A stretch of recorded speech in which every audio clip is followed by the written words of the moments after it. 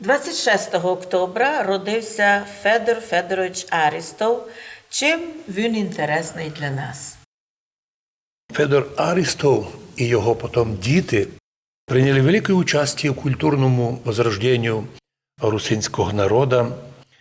Він приймав участь у слав'янських просвітительних організаціях, в газеті «Прикарпатська Русь». А молодим одійшов у вічний світ, але оставив по себе добрі сліди. Чому нам важен він? Це був чоловік, який прийшов туди як науковець. І то, що він ізучає русинський язик, історію, культуру, його труди, нам так важно, що це був не просто, наприклад, чоловік, як тепер у Академії наук України беруть чоловіка родом з Закарпаття, і він має писати, що русинів не є, і їх не буде, бо їх не може бути. Для нас пам'ять про нього обов'язково файними буквами вписана в історії русинов. До речі, 26 октября 1944 року ми теж споминаємо одну таку тяжку дату. Ведь тоді арестували прем'єр-міністра Подкарпатської Руси Андрія Бродія іменно чеські спецслужби. Удивительно, за те, що він не хотів виступати проти Праги, відказався сотрудничати із німецькими розвідками, а німці Берлін готовив розкол, розчленення Чехословакії. І Андрію Бродію предложили, що 14 марта, день Х, коли Чехословакію будуть по приказу з Берліна членити, розділяти. А він не хотів, він був патріотом. Він казав, ви що, наш народ русинів тепер став свободним, вже більше ніколи ні з ким не согласить, щоб русинів лишали тої свободи, яку ми маємо. Но оскільки він не хотів сотрудничати з німцями, то німці організували подлог і викинули, що він нібито агент Будапешта під іменем Берталон. До речі, ми коли читаємо так називаємо наукові труди бившого ректора УЖНУ Вегеша, то вже нині можемо казати, що в світлі відкритих нових документів його наукові труди тратять науковість. Прагу заставляють арестувати першого прем'єр-міністра Подкарпатської Руси, а він чесний чоловік, русин. Його партія виграла вибори. Ви знаєте, на ким його німці замінили? На виборах ішов також Августин Волошин. Його партія набрала пару процентів, типу як нині націоналістичні партії. Однак він согласився на сотрудничество з Абвером, і навіть з Ватиканом дали йому, тоді, яка там була організація берлінська сильна, дали йому статус монсеньора, тобто як єпископа, хоча він був ще священником. І він согласився на сотрудничество, і согласився, що 14 марта буде той день Х, і став другим прем'єр-міністром, але не у демократичних умовах. Було 30 політичних партій на Подкарпатській Русі, то коли прийшов Августин Волошин, то по приказу Берліна заборонив всі політичні партії, а лишив її УНО, Українське національне об'єднання. Конець було демократії. Точно так же недемократично пройшли вибори в парламент у февралю 1939 року. Но вже 14 марта, в час Х, Августин Волошин знав, і він в хусті на вулиці в присутствії консула німецького Гофмана казав, що от ми провозглашаємо Подкарпатську Русь, незалежну від Чехії, але то має 15 марта підтвердити Сойм, парламент Подкарпатської Руси. Чому я кажу Подкарпатської Руси? Бо кидаються словом Карпатська Україна до 14 марта. Там було письмо, де дозволили у простих письмах називати Карпатська Україна, але юридичний термін Подкарпатська Русь зберігався аж до юня 45-го року, коли Подкарпатська Русь була приєднана до Совєтського Союзу, і там було сказано, приєднується, тепер уже не Карпатська, а Закарпатська Україна, і гралися термінами націоналісти австрійські були Карпатська, прийшов Сталін Закарпатська, но юристи дописали в договор, приєднується до Совєтського Союзу не Карпатська і не Закарпатська Україна, а Подкарпатська Русь по Конституції Чехословакії.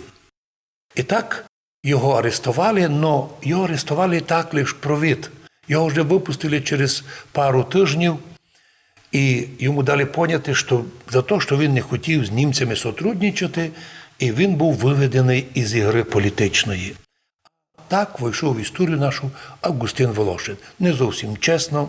Та й, в принципі, коли вже 14 марта, коли було ясно, що він вже об'явив, а 15 марта по всім даним не могло бути парламента, засідання, бо тому що не було більше як половина депутатів на місці, то приймає рішення Августин Волошин уже на обід касу Подкарпатської Русі загрузили в машину і уїхали через Румунію. Освободили Андрія Бродія.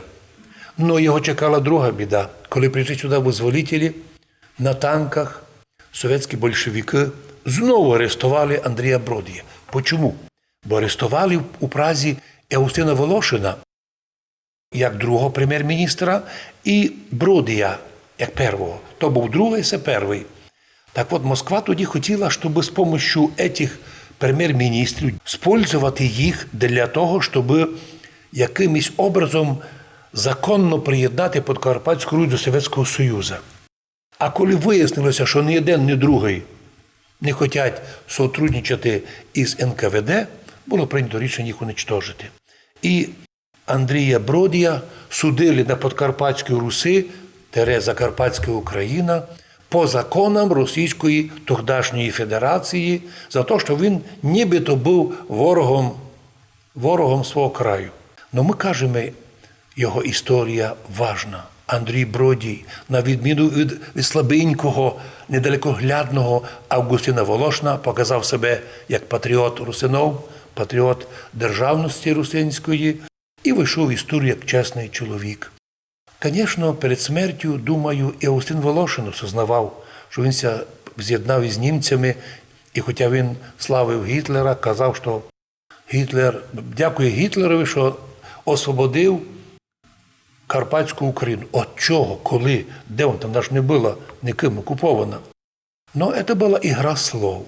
Але важно, що 26 октября – це тяжка історія для русинів, особливо коли тут вже безчинствували НКВДисти і лишили тяжку історію. Коли бачили НКВДисти, що русинів ніяк не можуть знайти путем законним заставити, зібрали в Мукачі перший і останній з'їзд народних комітетів, де партизани, уєдно із представниками закарпатської русинської інтелігенції, нібито провели там тоді збори і прийняли маніфест, написаний в Москві, що, мов, воз'єднується Закарпатська Україна, вже не споминали Подкарпатську Русь, із віковічною рідною матір'ю радянською Україною. Іменно радянська Україна поламала многоє у русинов, забрала всі школи. Ми не хочемо винити теперішню Україну в тому, бо радянська Україна і нинішня – це дві різні держави. І іменно тоді була поламана наша історія, заборонена національність русини, були спалені сотні тисяч книг, тонами палили русинську літературу, із архівів і займалися драгоценніші документи і палилося, причому продовжалося то діло, можливо, до нині продовжується, бо хто їх контролює там, коли мене судили, та прості документи, рішення обласної ради вже були під грифом «секретно» в архіві. Це означає, що комусь не любиться наша красива, справедлива, демократична, унікальна історія русинов. Вічна пам'ять нашому славному героєві, першому прем'єр-міністру Республіки Подкарпатська Русь Андрію Бродію. Можу додати, що «Перемога», тот кінотеатр, він був уже після 44-го року, а доти він се називав «Скала». І тепер йому вертають історичну назву. Да, но, на жаль, отака була історія. І цю історію практично заборонено вивчати в школі, А Академія наук України недавно писала нам письмо, що там зібрана група вчених, які будуть вивчати історію Закарпаття.